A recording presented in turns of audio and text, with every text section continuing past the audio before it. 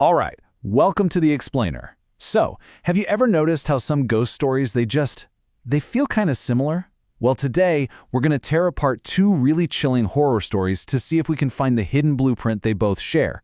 Turns out there's this 5-step formula for supernatural revenge. Let's dive in. You know, it all starts with one of those old warnings, right? A piece of folklore that gets passed down from person to person. The idea that a mirror, well, it isn't just a reflection of you, it's a doorway to something else. And that really sets the stage for what we're about to get into. A kind of terror where the past doesn't just haunt you from afar. Oh no, it reaches right through the glass to grab you. So the key thing to get here is that these aren't just random spooky hauntings. Not at all. Think of them more like modern fables about something we can call supernatural justice. This is a really popular trope where ghosts and spirits deliver the kind of karmic smackdown that, the actual legal system couldn't. And what's so fascinating is that they almost always follow this very specific 5-part pattern. Okay, so step 1. Every single one of these stories kicks off right here with a terrible crime. Some awful transgression that the people who did it, they just tried to bury it deep. They convinced themselves it was forgotten, that it would never see the light of day. But of course, it always does. And what's really interesting is just how different, how personal these big sins are. In one story, you've got this very modern, reckless crime, a drunk driving hit and run. But in the other, it's something way more traditional and deeply rooted, the terrible act of feticide, all because the family desperately wanted a male heir. But the result is the same. In both cases, a family is just shattered, and the people responsible do their best to just forget it ever happened. So the crime's been committed, it's been buried. Now we get to stage 2, the uninvited guest. This is where a catalyst shows up. It could be an object, it could even be a person, but whatever it is, it acts like a bridge, a doorway, inviting these vengeful spirits from their world straight into ours. And we see two totally different kinds of catalysts here. In the first story, it's a cursed object, this old antique mirror that's basically a Trojan horse, right? It looks harmless, but it's smuggling vengeful souls right into the house. And in the second story, the catalyst is an innocent person, Momita. Her return is what finally awakens the horror that's been festering just dormant in that family home for 5 whole years. Right. So once that connection is made, the haunting starts. But here's the thing. It never just kicks off at full blast. No, it creeps in. It follows this terrifying pattern of escalation, starting with these small, unsettling little things, and then it just builds and builds and builds until it becomes this inescapable, all-consuming nightmare. Take the mirror story. The progression is just crystal clear. First, it's something you could totally brush off, a weird reflection, a trick of the light. But then, a sacred fire in the family temple? Okay, that's harder to ignore. Then you start hearing things, the disembodied voice of a child. And before you know it, bam, a full-on terrifying apparition of a headless child. And as if that wasn't terrifying enough, the haunting takes something totally familiar and innocent and just twists it.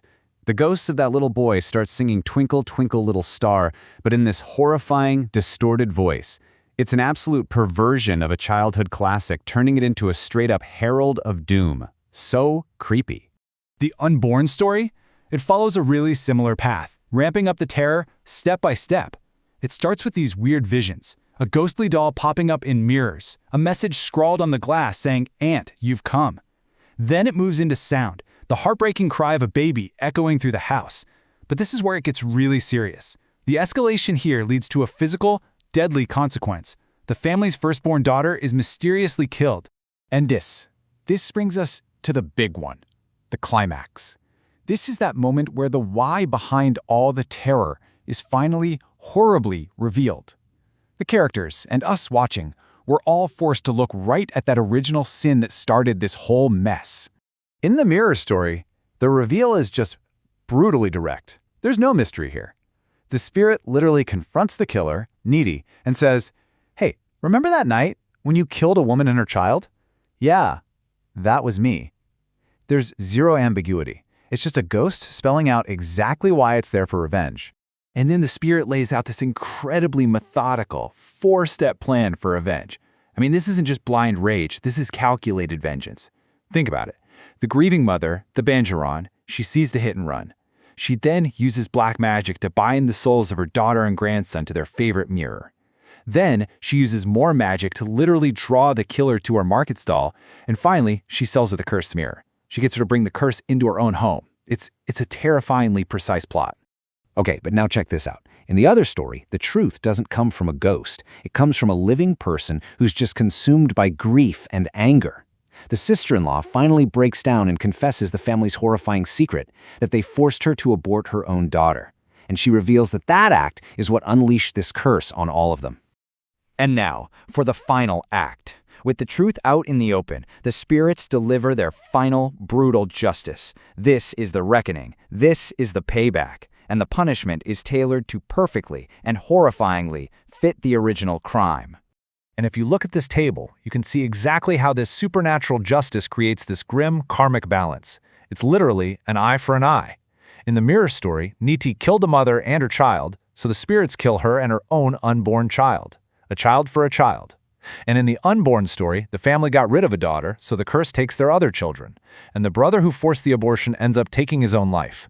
The scales are balanced. And his quote, "Man, these are the last words the grieving mother says to her mother-in-law in the unborn story. And it just perfectly sums up the entire theme. You destroyed my womb. See how God has destroyed yours."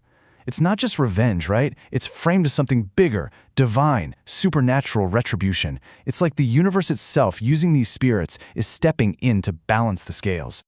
So, at the end of the day, what are we left with? It's this one lingering question, really. Are these just scary stories, modern folktales designed to give us a cheap thrill, or is there something deeper going on? Maybe they're actually cautionary tales, using our primal fear of ghosts to enforce a moral code, to deliver a kind of justice when our own system